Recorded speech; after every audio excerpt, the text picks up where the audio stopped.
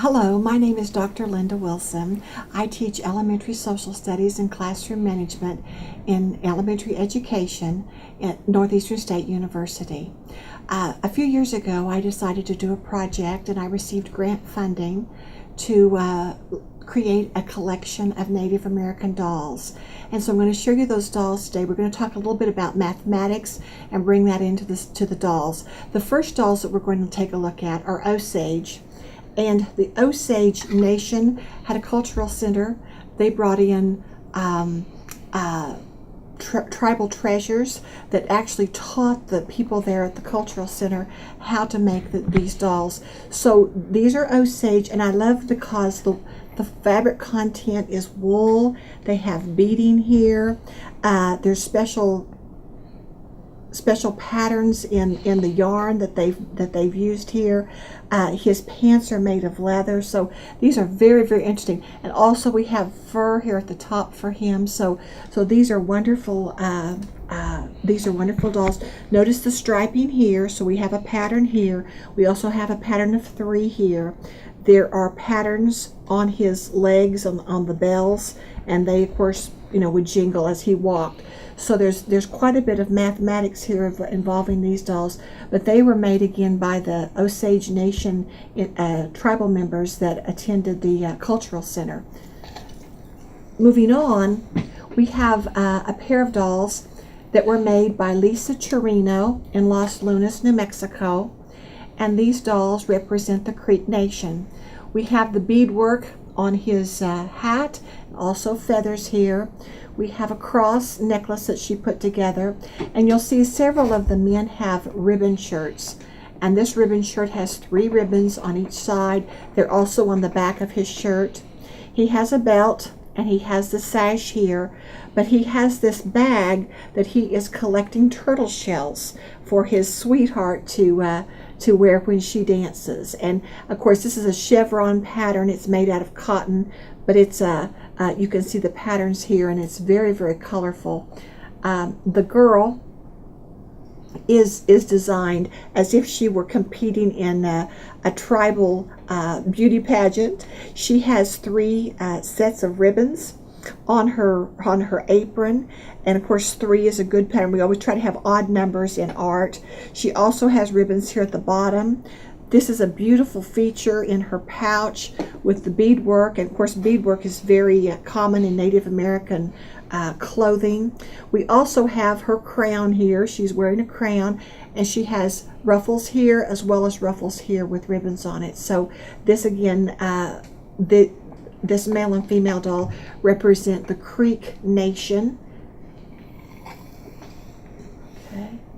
And next we have Choctaw, and they were made by Miss Longfox. These are beautiful. The patterns here, you can just see the geometry of her. I'm going to lift up her apron so you can see all of the work on her skirt. And I was taught that whenever you see this beautiful work, you always look at the underside. So let's take a look at the underside. And you can see here that this is just almost as perfect as the top side is. But she has her diamond patterns here and her diamond patterns on the skirt. The diamond patterns represent the backs of the diamondback rattlesnakes, and they were in the native area where the Choctaw were before the Indian Removal Act. They were in Mississippi and Alabama. Later, when the Choctaw came to Oklahoma, they had corn cribs, and various snakes would get in the corn cribs. So the snakes had a purpose and a function of keeping things nice and orderly for them even when they were here. But they always have this, and of course he has it on his shirt as well. Now she has a beautiful necklace, and I'm sorry, but I don't know the name of this type of a necklace, but you can see, if I can lift it here, that there's a series of diamonds. So it's in a diamond pattern, and then they have extra beadwork. But these are Choctaw clothing. Often you'll see solid colors for the Choctaw. You'll see them solid yellow, solid green, solid red, but this is the Choctaw blue that we often see. Lifting up her skirt, you see her, if I can lift this up here, you see her moccasins, and there's even beadwork on the leather moccasins, and that's easier to see when we look at the boy. And he has a beautiful necklace. The beadwork here is just immaculately gorgeous, and he has a star. But I'm going to lift his hair and turn him around, and you can see that he has the diamonds on the back of his shirt as well as on the front. So these again were made by Pauline Longfox, and we appreciate her artistic work. She is a tribal treasure. All right, there we go. And moving on today, we have the Cherokees. And this is not a Cherokee tear dress. People tell me that the Cherokee tear dress has a square armhole, and this has a regular type of an armhole. But this is just a calico dress that would be what we would call just regular traditional clothing that would have been worn by a member of the Choctaw Nation. And she also has her moccasins on. And we have a gentleman that is wearing, again, the ribbon shirt. There's 3 ribbons here, red, white, and blue. And if we turn him around to the back, you see he also has the ribbons on the back as well as across his shoulders there in 3s. We always have it art patterns of 3s, 5s, 7s, and that's more appealing artistically. But these are, we have many students that are from Cherokee descent, and these are examples of Cherokee traditional clothing. These were made by Lorene Drywater, and Miss Drywater is considered a tribal treasure of the Cherokee Nation. All right, moving on, we have Chickasaws. And our Chickasaws today, again, she has this beautiful necklace, and you can probably see this better than the earlier one that we showed with the beautiful diamonds there. So when we talk about geometry, this is very easy for us to see in the necklace that we have. Also, she has ruffles here. She's got ruffles here, ruffles on her skirt. So she has a beautiful dress. We have patterns of 3 ribbons here and here. So again, the pattern of 3 is very becoming. He also is wearing a ribbon shirt. He also has 3 ribbons here, and he has them in the back as well. But many of the Chickasaw clothing is yellow. That's a bright color, and that's very indicative of their tribal traditional culture.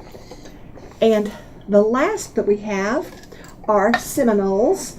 And these were made by a wonderful lady, a tribal treasure of the Seminole Nation named June Lee. And Miss June shared with me that she had grown up in an Indian boarding school and had lived, just had a wonderful life, but she had had that experience as a child. Now, the Seminoles are famous for their patchwork. And so we're going to start here today with him. He has regular pants on underneath his clothes. And again, we have a pattern of 3, and then we have this beautiful patchwork. And if you turn it to see, you can see how nice it is underneath as well. So she's done a very good job on the front as well as on the underneath side.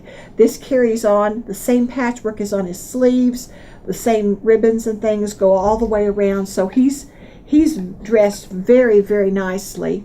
And then we have the girl. And everyone talks about her skirt. So let me fluff her skirt up just a little bit for you to see her just a little bit better. And this is such an intricate skirt. We have all kinds of patchwork here. We have the tiny diamonds here. So we have half diamonds going up and full diamonds. It's just amazing. And then when you lift it, you can see even more, which make a chevron pattern. So Miss June has just, to me, it's exquisite. Goes all the way around, as you can see, so it is just beautiful. Now, she has a top on that's plain, but then she also has this top that she's wearing. And I was explaining earlier to someone, in the Seminole Nation in Florida, it's very very warm, and so women would wear a top such as this, and it keeps their arms cool, and it actually has lets air come up underneath it, so it's very comfortable to wear during the summertime. And so that is part of their traditional clothing at that time. But when you talk about mathematics, I think you can't get any better than looking at the Seminole clothing. And in fact, I didn't show his shirt, but His shirt even has things that we got the holder there to hold him up, but his shirt has the pattern, so it's wonderful. But we can see mathematics in nature. We can see mathematics in clothing. We can see mathematics in jewelry. It's all around us. All we need to do is start seeking, and we will find. But I want to thank you so much for letting me share this doll collection with you today.